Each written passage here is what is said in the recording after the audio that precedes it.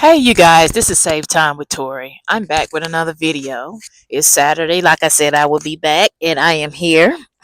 I'm in the backyard because it's a little loud inside my home, and then also my kids are doing the most, and also my neighbors are over there, and I didn't really want my business to be out here in the streets for real. But really ain't got no business, but anyway, let me figure out what I'm trying to do here. I got my handy dandy notebook, and as usual, made a couple of bullet points, and I will elaborate on them as quickly and as fast as possible because we ain't wasting no time. 2025, which leads to the first topic. But first, let us just acknowledge what this video is going to be about. It is going to be about I don't really know how to put it, but basically, let me see something really fast. Basically, the cost of ignoring red flags. That's what I'm gonna name it. The cost of ignoring red flags, because there's always a cost. Uh, you can't have one without the other. You can't put your hand in fire and think you're not gonna get burned. That doesn't. It's not gonna work. Number one, it wastes time, youth, and beauty. Sorry, you guys, I'm having technical difficulties, but yeah, you waste time, youth, and beauty. And you don't want to waste neither one of those, because time you can't get back, beauty you can't get back.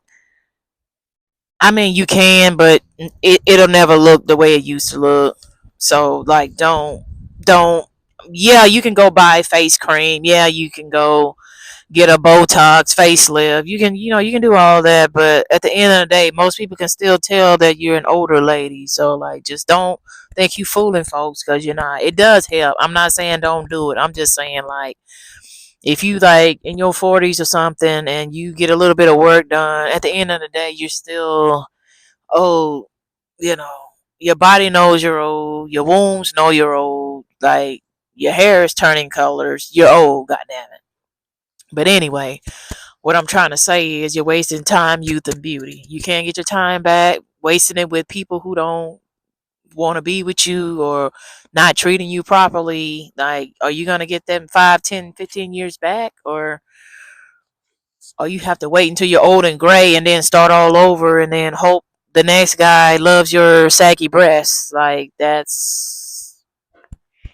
I mean, I'm not trying to be shallow or anything, but men are visual creatures. This is science right here. This isn't opinion. This is fact. So if you show up looking like whatever, then unless this person is really in touch with God, unless this is a really, like, really, really wholesome, like, just Renaissance man, like, unless he's like, what's the Sierra's husband, Russell Wilson, majority, you're gonna get looked over. So that ain't what we're trying to do either. We're trying to glow up and increase our femininity to attract the right type of man. So time is of the essence. Like, you staying around too long, hoping and praying and wishing a man decides to treat you right. You're kind of rolling the dice, because you can't force a person to be a good person. Like, if they're a cheater, it doesn't matter how much pussy you throw in. It don't matter how many home cooked meals you make. It don't matter how fine you are. It don't matter. Nothing matters when you're dealing with a ratchet individual. It might help. It might stall the, like, buy you some time. I guess that's what I'm trying to say, but it's not enough. And eventually, you will see that this isn't opinion. This is fact. Number two, it kind of ties in with number one, but it kind of becomes a burden whenever kids are involved.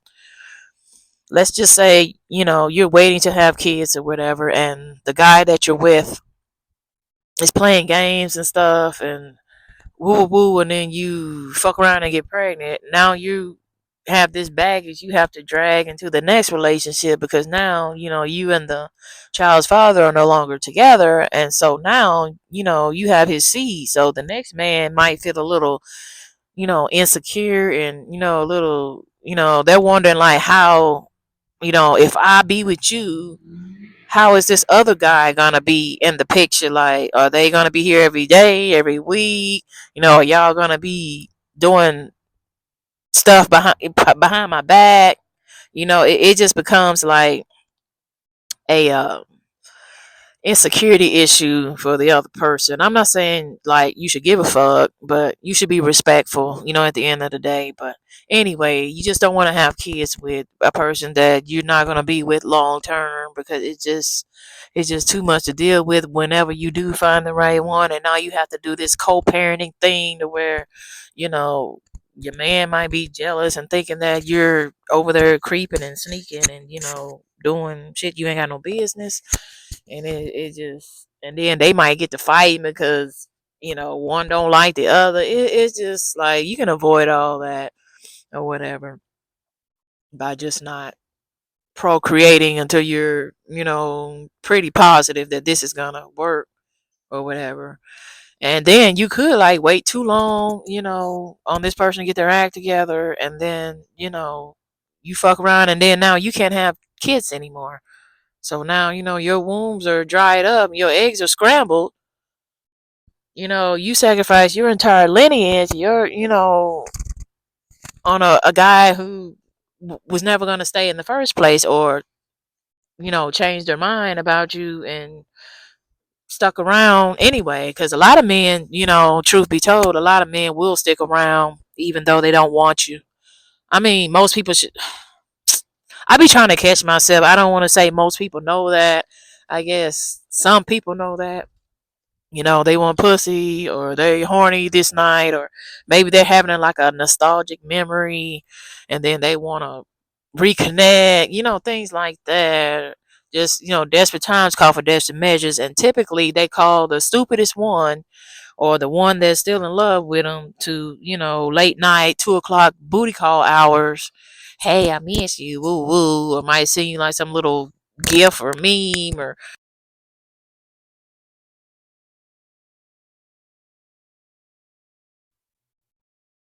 this might give me hell, y'all. I don't know how much y'all heard, but I think it's on now or whatever. But yeah, I bought this little mic here.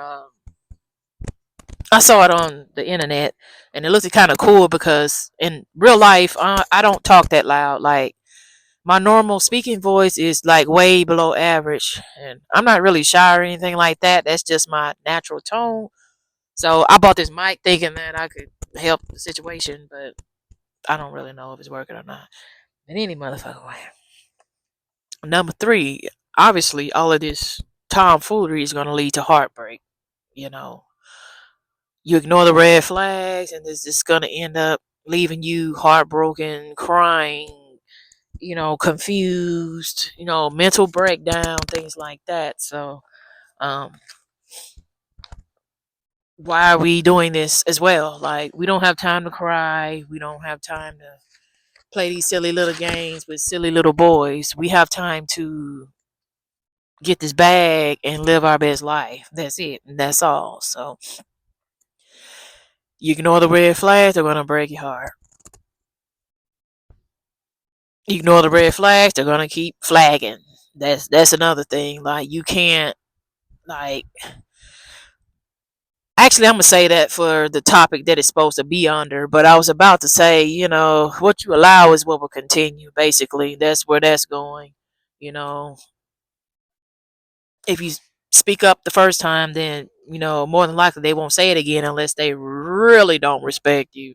And then if that's the case, it's I don't think at that point I don't think you can save it. Like, when they lose respect for you and they just pretty much spitting on you or doing shit that they know for sure is gonna piss you off, and know that it could possibly damage the relationship or possibly end it altogether, and they still do it, then at that point,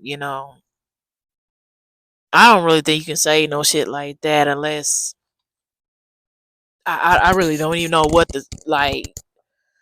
A lot of times it's just easier to start over at that point because they've already put you in this box, and you trying to get out would be very, very hard unless they was in really, really in love with you at one point. It's gonna be hard to escape that box. Just kind of like, when they be like lovers and friends. Like once you have sex with like your friend, one of your guy friends and shit. Like you can't go back. Kind of like that saying right there. Like once you take it there, you can't undo it. You can't hit the rewind tape. It's always gonna like be like a struggle type of conflict. Just don't even do that. Just don't even get caught in the first place.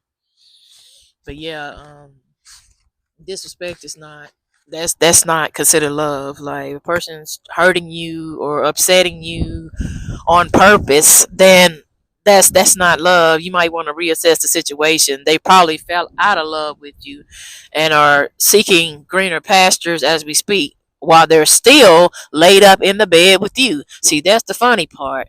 Like in their head, they'll know that they ain't trying to marry you, but they'll come home every day. They'll eat all your home cooked meals that you slaved over the stove to make. They will put their penis in your vagina, in and out, until they get satisfied. And then at that point, once they've got enough or get tired of it, or maybe the relationship is like having too many arguments, and it's just like too much to bear. Actually, I'm gonna make a video about arguments and things like that because I think we need to touch on that because too much is a bad thing, and a lot of people don't know when it's time to exit stage left because they think, oh well, all couples argue, and it's just we'll get over it. But a lot of times there's a deeper meaning to this. Like if you arguing every day or every other day, it's just too much. Like a healthy relationship, you should be arguing like once a month, something like that. I'm not talking about like the little banter, like the little small disagreements. I'm talking about like the ones where you pissed off and you're not talking to each other, or it's changing your mood and the way that you show love towards the other person. Them the type of arguments I'm talking about. Like oh shoot, the wind is blowing my thing, y'all. I might have to go inside. Well, actually, I might just go around front or something. Maybe I can because I did have my little tripod thing here on the grass in the backyard, but I might need to put it on the concrete or whatever. Anyway, one second.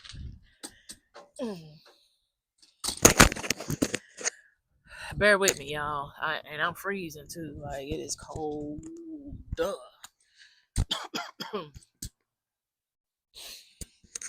But yeah. Anyway, I kind of forgot where I left off because I be talking and stuff like that. But I think I only really had like one more like thing to touch on this subject. But yeah, money and resources.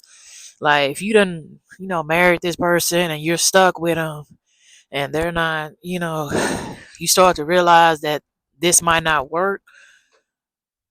More than likely, if you're married, you have a lot of resources that are intertwined with each other. So it might be a little difficult to get away, because you got to go through the course to who's going to get the house, who's going to get the car, who's going to, the kids, how are we going to drop them all back and forth, things like that. So you got to split everything down the middle, or however you're going to split it. So now you don't have no money, or you got less money. So now you're making less moves than what you were making before.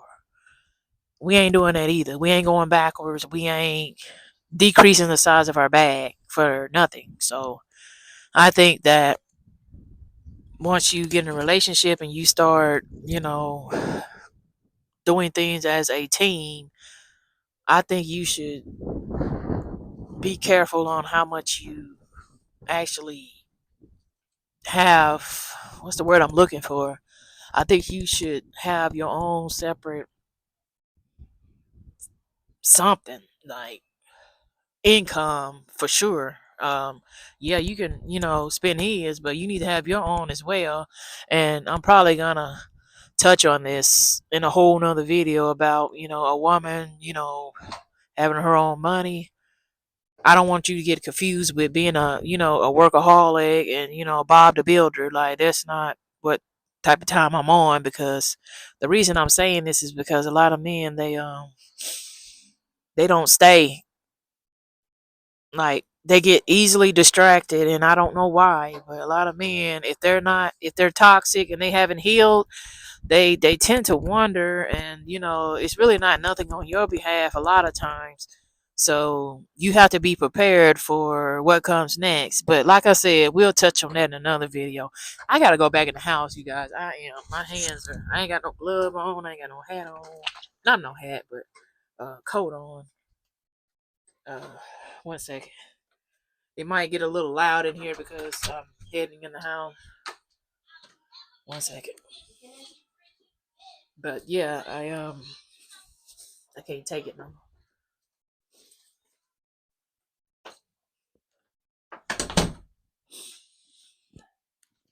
But yeah, anyway, I'm not even sure where to put this camera for real.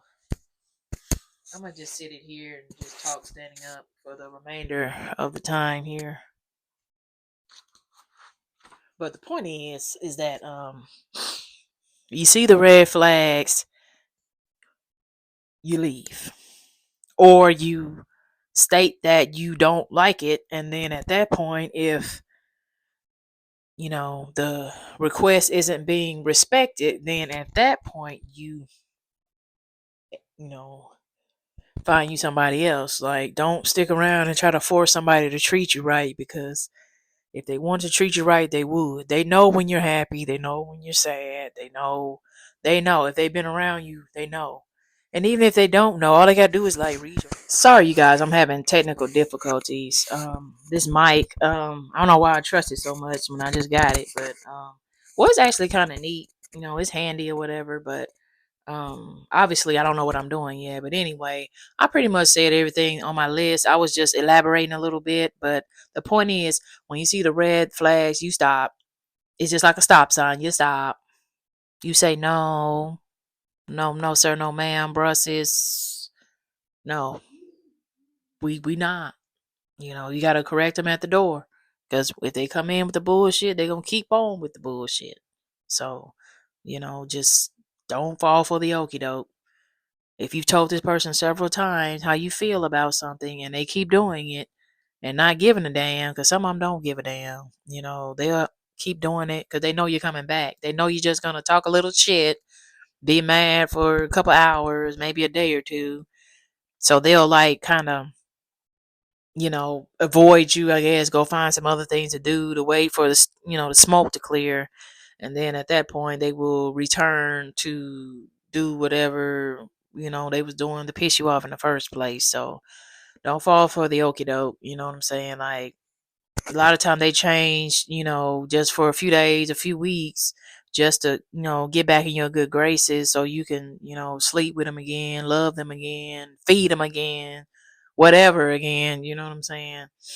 And then it's like a never ending cycle. So if you got to stand for something. If you say you don't like something, if that person does that, then you need to take action right then and there. Don't wait, because they're going to think it's okay. And then if they think it's okay, that means they're going to keep doing it.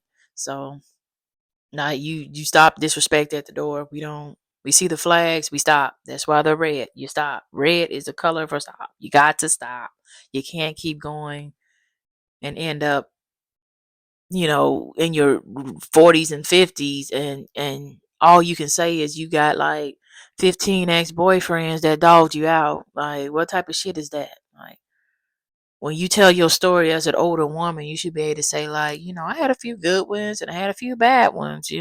Everybody's gonna get a bad one. Like, you're not gonna get it right the first time or the second time or the third time. It takes a couple of tries, but you shouldn't be in your 30s still naive as fuck. Like, No, at some point you should wake up from a majority of the bullshit. Either you've been through it already, or you've seen somebody go through it, or on TV, social media, this ain't the era to be dumb, because people will take advantage. Men, for sure, because they have high sex drive. So, you know, if they feel like they can cheat on you and get away with it, then that's exactly what they're gonna do, because by nature men are like, they're not really, monogamous like we are, or most women. A lot of men like to, dibble and dab in a little bit of everything. They want their steak, they want their shrimp, and then on certain days they want a bologna sandwich, they want some spam, they want a lunchable, but you a whole damn meal. But some days they don't want the meal, they just want, a bologna sandwich with mustard on it. They want a Polish sausage on a slice of bread. But all you got is steak. There's nothing you can do. So basically, you got like a baddie right here, and then you got like a pick Misha or whatever. Even though you throwing that thing, this other girl, she still, bologna still tastes good too. Polish sausage still tastes good too. I don't know why this analogy is like crazy, but the point is that, like, men are wired to cheat. Only the strong ones with a what's the word I'm looking for? Like, healed version of a man, healthy, that's, conquered his fears and his childhood trauma, and only basically the only word I can think of is healthy. Only the healthy men are gonna, turn down the hoes, be like, hey, I ain't gonna, do my girl like that. We happy, we good over here, woo woo woo.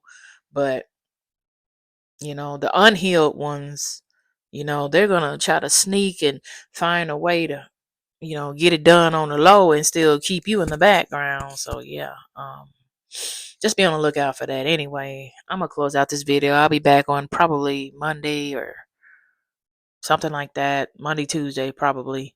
And we'll touch on some more things. But I don't want y'all out here being stupid. Like, don't, like, it doesn't matter how much you love him or how much you think he love you, because I've seen men be in love and still make rational decisions. Rational, I mean, like, they know they're not going to marry you. So they know you guys are having problems, or they know you're missing something that they want in a wife. They're not going to tell you. They're not. They're going to be selfish and get what they need to get until the next girl come along, and then he'll date her on the side. And once he, figures out that she's a better fit, at that point, you're on the chopping block. He's just gonna come home one day, picking fights out of nowhere and just acting all weird and strange, and then eventually he's not gonna come home at all. So I mean, I don't know. But anyway, I'll catch you guys in a couple of days. Stay away from the red flags. All right, bye.